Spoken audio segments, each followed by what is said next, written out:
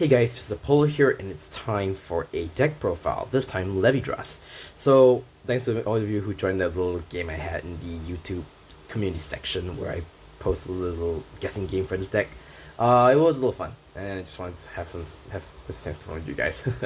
So yeah, with the release of support from the Divine Deluxe arc season, Levidras has got much more consistent and many ways you can play the deck if depending on how you want to, which direction you want to go to. Some people want to go to a more budget oriented one, while some will want to play more competitively. So in this case, this is somewhere more leaning more towards competitive, but I mean technically it is, but also experimenting a bit. So yeah, Levidras is pretty interesting in the sense that it's a more interactive kind of playstyle, and it is a mostly attack deck, but not in the usual way you expect for a deck to perform.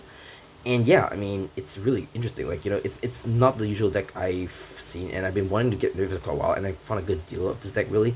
So, not talking, let's go on deck profile. So, since this is a deck profile, I will go through the deck in full. So, starter, you run Stack Nipper Dragon because you need to run this card. You have to run this card because the Great One does require it, which is Scorpius Dragon. So Scorpius Dragon skill, if you have Stack Nipper in Soul, when you want to write Manside Dragon for right deck, Manside Dragon for right deck, you can write it for free without discarding to write.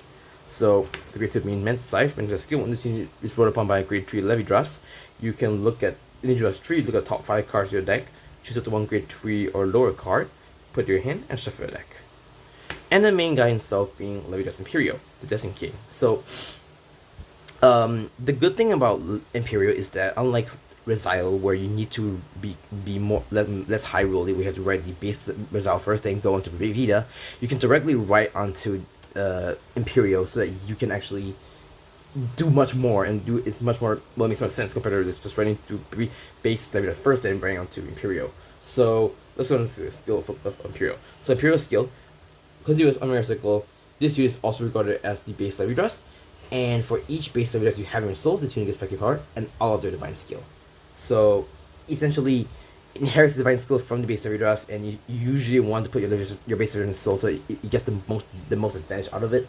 So his second skill, act on Vanguard Circle once per turn. You either count +1 or you put a card hand in soul. You get 2 Infinity Ice markers, and you can put them anywhere on the field, on your side or on the opponent's side. If you put a Levidras for the cost, instead of getting 2 markers, you get 3 markers. So essentially, the Infinity Eye markers don't do anything like on their own, but Levidras can do something on it, which is basically the first skill. So the third skill, Auto on Vanguard Circle. When a unit with the Infinity Ice marker on it attacks or boost, you may give it +10k or -10k. If you give it -10k and it's on your opponent's side, you remove the marker, and you may draw one. So essentially, it's really good because it does control your opponent a little bit, or rather, it just saves your hand a little more when it comes to using the Infinity markers on your opponent's side, or rather, if it's on your side, you can actually get more power out of it. So it kind of is a force marker, like back in V, if I would put it so myself. So the right line is standard, but you have to fix this art, you cannot put any other right line under this, really. So yeah. So let's go on to the main deck. So the main deck, for the Grade 3s, I run 3 Personas, obviously. I mean, nothing much to say here. Oop, right out of that. There we go. Right. So let's go on to the backup Grade 3, and well, usually it is way you need this card. You need 4 of the base Levidras.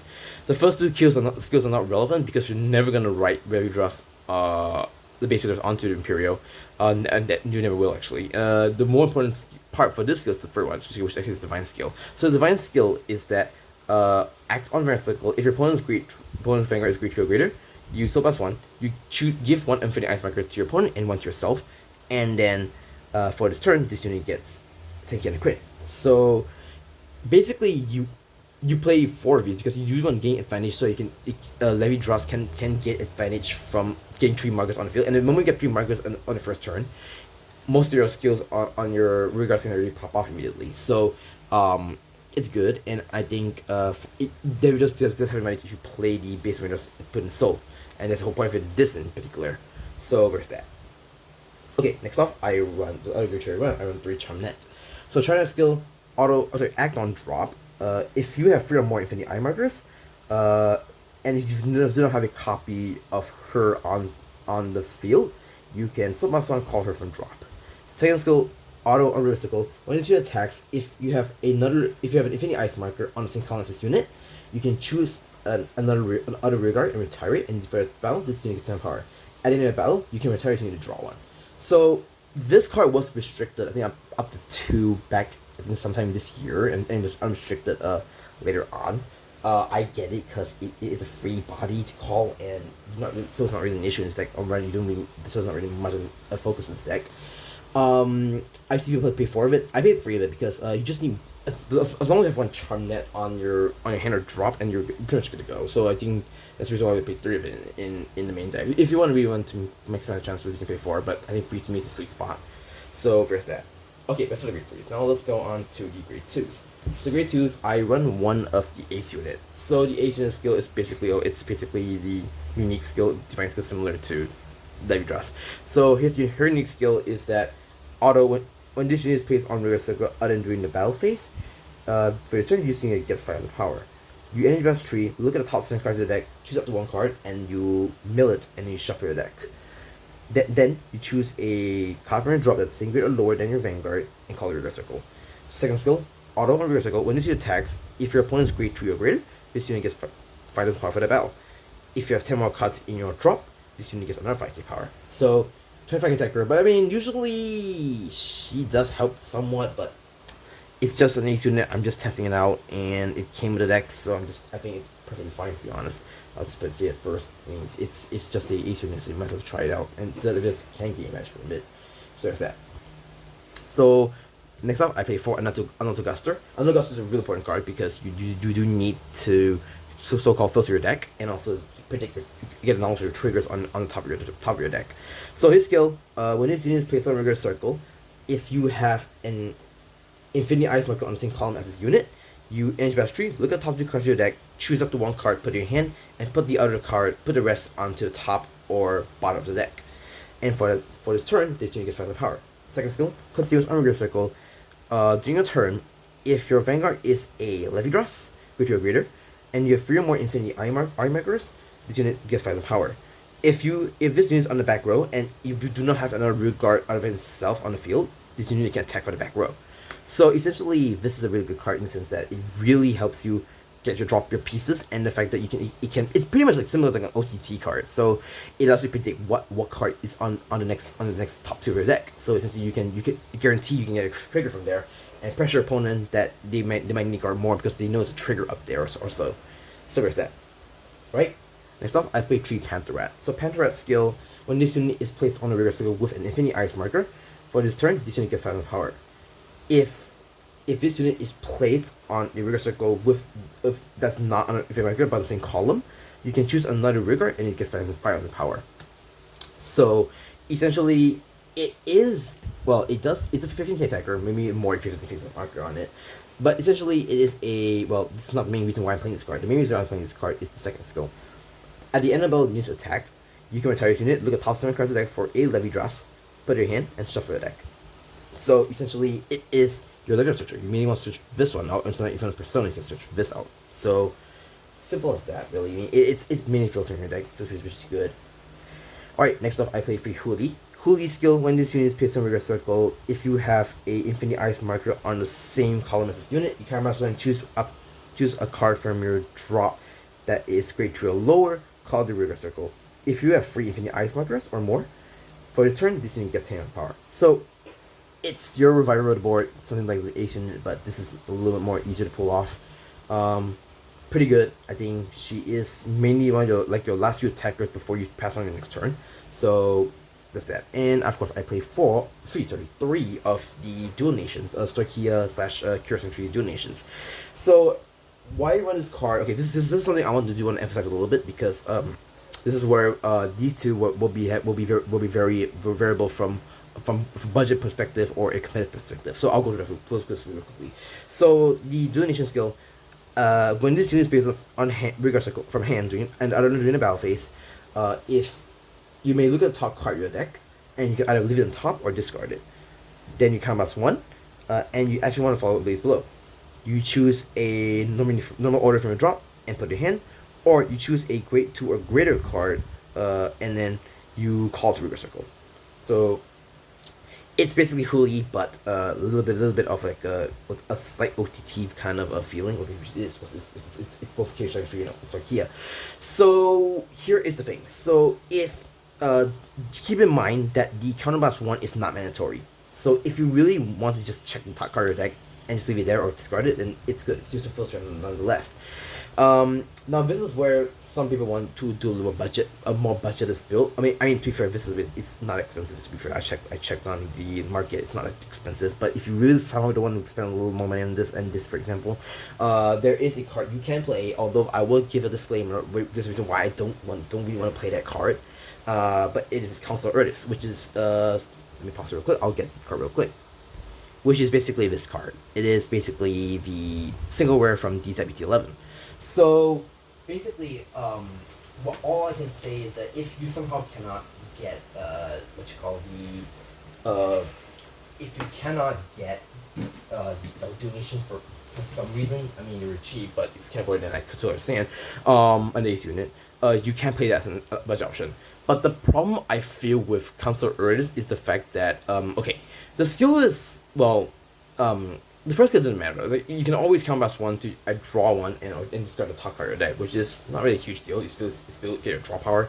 But the problem I face with Council of Erdis is the fact that you soul blast 2 to basically paralyze one of your opponent's rear guards, and they cannot intercept. The problem I think with that card is that it's soul. Because you don't really want to soul blast your Levidras out because you do want power. I mean, sure, you can do it if you want to, but I don't think it's a good thing if you want to soul blast Levidras out, or if for any case if you don't have any other card to soul blast, you have forced to soul blast your Levidras, and it does decrease your power of your Empireo. So unless you want to play a budget option, which you can, I play that. I mean, it's not a bad card in theory, but I feel that soul blasting your Levidras is a bit, or not really bit, but rather you might at some point you might have to soul blast your Levidras out. And the fact that if you use soul for other costs, like for example Charmnet, it does hurt a bit. So it's not a bad card. I'm not saying it's a bad card, but I'm just saying this is a risk you have to pay if you want to play that card. But it's a budget option. I think if you really can't afford it, then by all means you can go get the Council of Erdis. I think for a single rare, it's a pretty decent card. Alright, so that's it for the grade 2s. Now let's go on to grade 1s. The grade 1s I play 4 Foxels. Foxel skill, when this unit boosts for the battle, if your Vanguard has a grade 2 or greater Levidras, this unit gets 5 power. Second skill, act on reverse circle. When this unit boosts a grade 2 or greater Levidras, if your opponent has an Infinity Ice Marker, for the battle, this unit gets 2k power.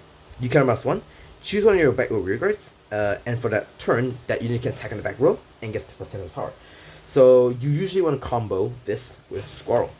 So Squirrel skill, auto on reverse circle once per turn. When at the end of the battle, this unit boosted. When at the end of the battle, this unit boosted, you soul blast 1.